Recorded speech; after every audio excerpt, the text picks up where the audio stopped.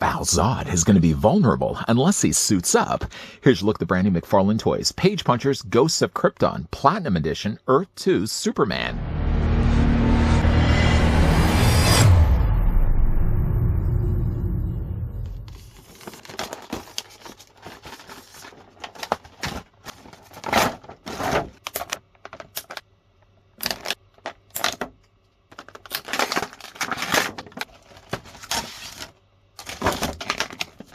Haunted by the vision of a spectral General Zod seeking salvation, Superman embarks on a perilous journey into the Phantom Zone, where Kal-El discovers an army of deadly Brainiac drones.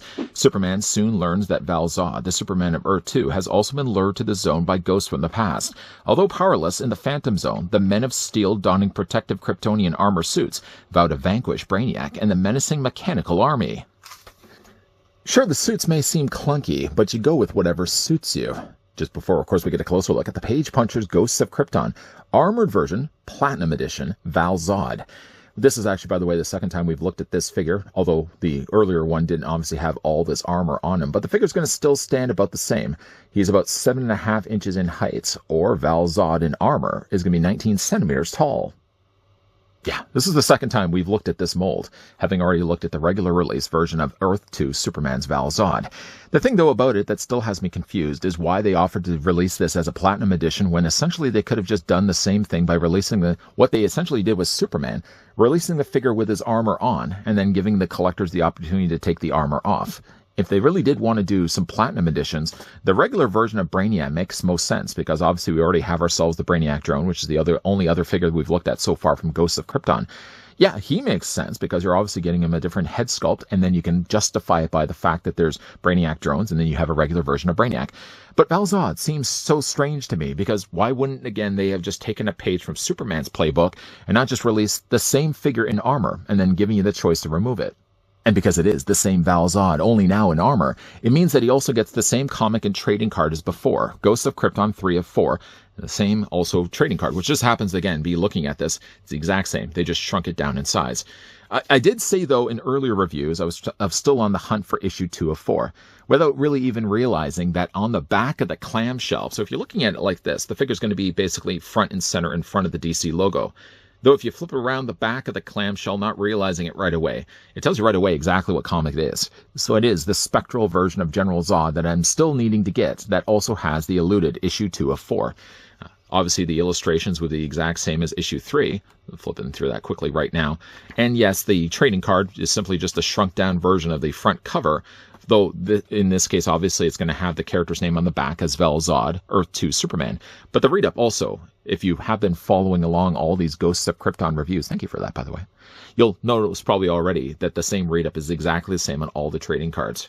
Still like the look of the card, even though, again, we already have this card from before. The only other accessory that he has other than the display stand is obviously the armor that's on his body. We're going to be taking that off shortly. But yeah, still has the DC logo stand. I'm going to put that off also to the side. So his assembly is essentially the same as Superman, although his armor is a little bit different. I'm going to just reach off to the side here and bring back in Armored Superman so you guys can see that even like looking at the front of his armor, for example, there are some elements that obviously look shared, like, for example, his shoulders. Even though the shoulders look a little bit different from one another, if you spin this around, for example, it looks like they have essentially taken sort of the same cues and they just retooled some slight variations to it. So if you're looking at this one and maybe you're like looking at this one, for example, they're very similar in the sense that you can see like the mouths are the same, if you want to consider this a mouth. See how this section and this section here are basically just the same. And then they have overlaid over top of it. Superman would have had double horns on the top of his, though Val-Zod has these slightly smaller horns. But it seems to be underneath, the basic blueprints are exactly the same. I know you're probably looking at that and thinking, oh, they're completely different from one another. It's this part here that's the same. On this side, too, it seems also be the case that they're probably using that, like the eyes look like they're identical. So they probably, again, just take the overlay of the rubber and put over top of it. Superman has a little bit more of an amphibian-looking shoulder pad, whereas this one almost looks a little bit like, I don't know, like a saber-toothed tiger, just with a little bottom tusks, so to speak. The coloring is also very much different. Obviously, Superman would have had the silver with the accents of the gold. Val-Zod now has silver with the accents now of purple. The symbols are a little bit different also from one another. Val-Zod's look a little bit more like Snyder's design of Man of Steel's symbol, where Superman had a little bit more of the stretched logo. The skirting, if looking at the two, seems to be the exact same. But one thing that's very different, though, is the type of armor gauntlets that he has. Superman would have had a meat tenderizer on one, and then basically just a regular gauntlet on the other. Val-Zod, though, has this sort of I don't know if you would consider that like axe blades on one side, and then he's got these longer spikes on the other, so they're ready for war.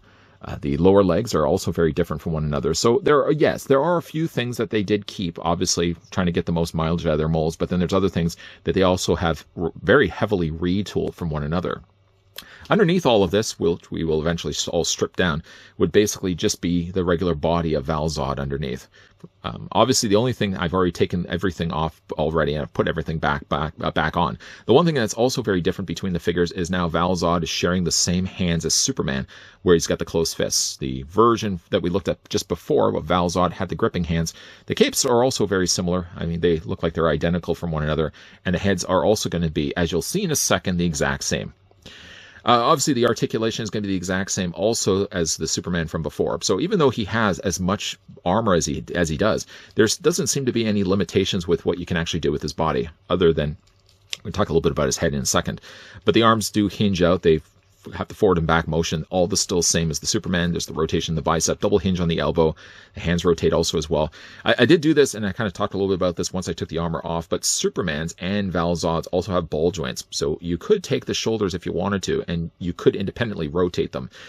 The only thing I have problems with my Val-Zod is when I tried to remove the head the first time around, it basically took off everything. I don't know why the construction is designed like this other than just to hold the cape in place. The cape basically is sitting over top of this somewhat rectangular shaped peg, and basically the neck piece goes then over top of it. When trying to remove the head, you'll have to be very careful that when you do pop it, you're not popping up basically all the neck appliance along with it. I'm going to have to go back and kind of fix that after we take all the armor off. But again, like the articulation, again, is going to be all still the same. We're probably makes the most sense, I think, just to take all the armor off, and then we'll kind of go back and talk more about the posability. Oh, so already, I'll tell you right away, one of the biggest problems I have with at least my version of Val-Zod is when I was trying to pop the head off, I was trying to be very careful. I basically took all the entire neck off in the process. Again, I'll just have to remove the head. So basically what we're doing is we're just going to take the shoulders off. The shoulders aren't really attached to anything, so they're very easy to remove. And they're, again, fairly soft in plastic.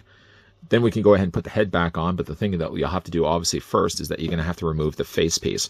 It's not the easiest thing, obviously, once you get the entire neck off. This becomes a little bit more problematic. Now, if you're having any problems, by the way, of trying to remove the head, what you can also do, too, is you can try to slide this over top of his face. Although I don't know if I would really advise it, just because it may then scratch the plastic. Just because I'm having so much struggle actually getting the head off. What I'll do is just kind of take the mouthpiece off from the bottom and work my way to the top. Luckily, nothing got scraped off in the process. Whoosh. Let's go ahead and put the head back in his body. And again, basically all it is like the cape piece sits over top of this peg. I'm going to even maybe see if I can get a little bit of adhesive. There looks to be what I'm guessing to be the remains of glue that was there before. And I'll probably just have to put a little bit more glue on there just to ensure that the head stays in place. I would, in perfect world, really like to be able to remove the mouthpiece without having to take the entire head off in the process. Just took the whole neck off in the process. Then what we're going to do is we're going to detach these. Now, these attach the exact same way as Superman, but always is the case. I always seem to forget which side it's supposed to be. It pegs in, so basically you got a peg right there. And then if you look at the inside of the gauntlet, there's also a little hole there. And then just going to want to remove these. If you're probably going to be asking the question as well, could you mix and match these parts? I mean, ideally, yes. I mean, there's nothing really that's saying that it has to go necessarily with Val-Zod if you want to really use these pieces for Superman. Although the colors, though, for Val-Zod's armor is notably more a dark gunmetal gray. Just before, I didn't really spend a whole lot of time, did I, when we looked at Superman's armor? But like, if you look at the finer details on the armor, just like this gauntlet blade alone, I got this cool looking skull there on the front of it. Very, very sinister. We're going to go ahead and do that on the one side. Then we'll do the exact on the other side as well. Just, again, detach this. This one actually is a little easier to remove. And we're, again, just going to slide that off of his entire forearm. Super, super easy. And show you guys what the gauntlet there looks like. Freddy Krueger would be very envious of that. The skirting is also something that's going to work the exact same way as Superman. So we're just going to, if you look at the back, it's already sort of started to come off. But there's basically these slots on either side. The skirting, by the way, only attaches by just this little peg of plastic, and just by this little peg of plastic, you basically just detach on both sides, and you just remove the skirting like that. The boots are going to work exactly the same as the gauntlet, so essentially you're just going to detach it like that. And once those are removed, these easily just slide off. Do the same thing then on this side. Pry that open like that.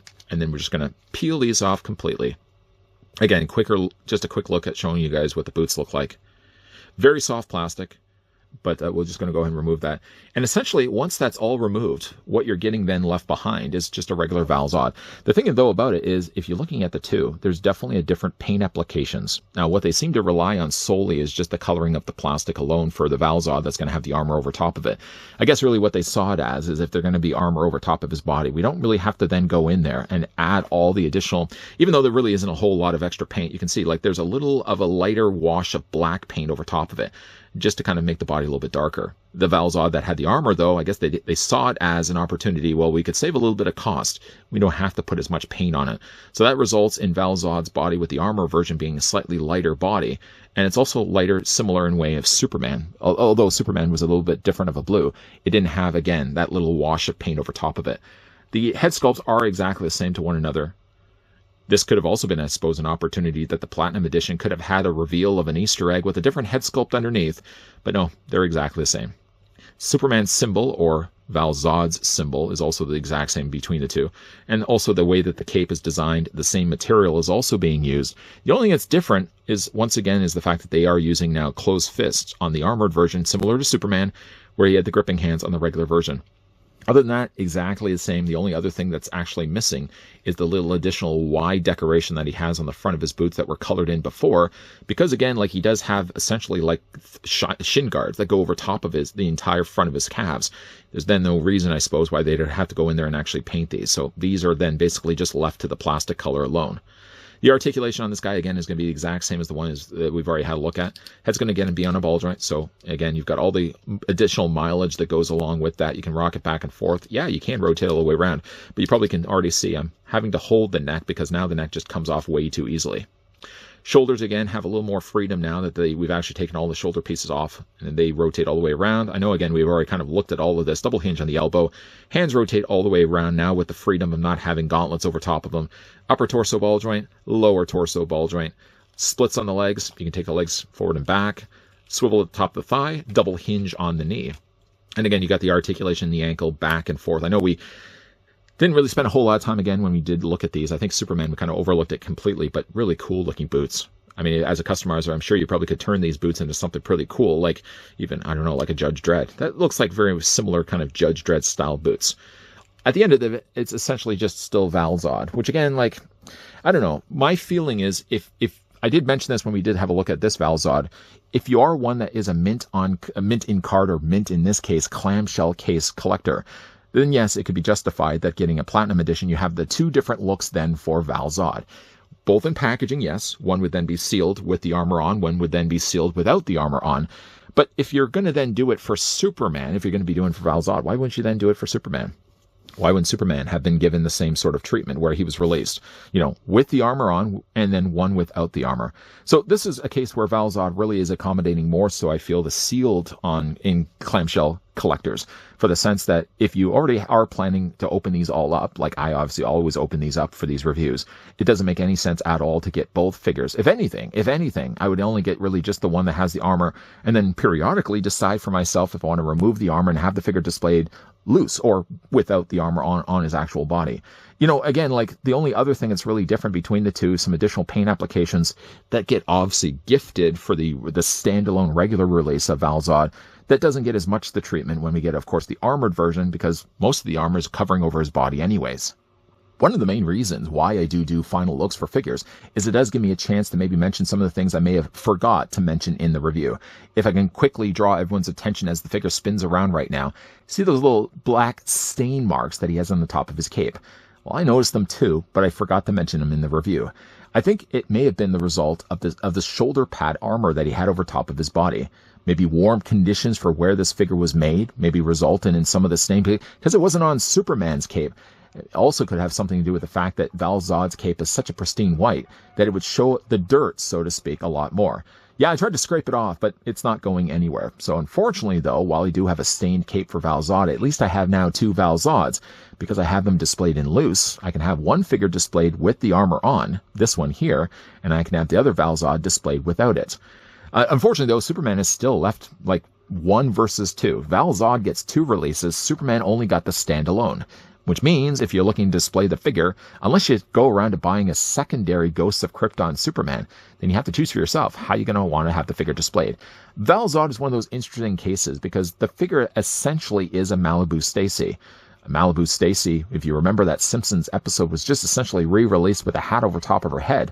Val Zod is sort of the same. If you are a mint on card collector, it obviously benefits getting this figure in both releases, the Platinum Edition and the regular version, because you can have one figure in the clamshell displayed with his armor, and then one without. If you're, though, one that likes to display your figures loose, like I like to display my figures loose, it doesn't really make much sense to have more than one of these, unless you do want to have the figures displayed in the 2 different looks. But honestly, though, I mean, similar to Superman, I can always choose down the road to take the armor off. Most of the time, up to the time of actually putting the armor back on the figure's body, I had Superman without the armor even on his body. I might just end up doing the same for Val Zod. But what do you guys think of the figure? Let me know down below in the comments section. If you already have one of them, could you see yourselves picking up the Platinum Edition, even if essentially it just means that it's the same figure underneath the armor, and one just happens to have it on, the other one has it off. Big thank you once again to the folks, though, at McFarlane Toys that did provide the sample of the Ghosts of Krypton Armored Platinum Edition Val Zod. If you guys did enjoy this video, I want to throw it a like. If you guys are loving the content you guys are seeing and you'd like to stick around for more, we are, by the way, still going to be looking at, speaking of Platinum Editions, we're going to be looking at the Ghosts of Krypton Platinum Edition Brainiac, which isn't just a Malibu Stacy with a hat on her head. This one actually is going to have not only a different color scheme, but also Brainiac's face instead of the regular Brainiac drone. So definitely, if you guys want to stick around for that review, making sure you're coming back on a regular basis. As always, guys, thanks for watching. See you guys next time.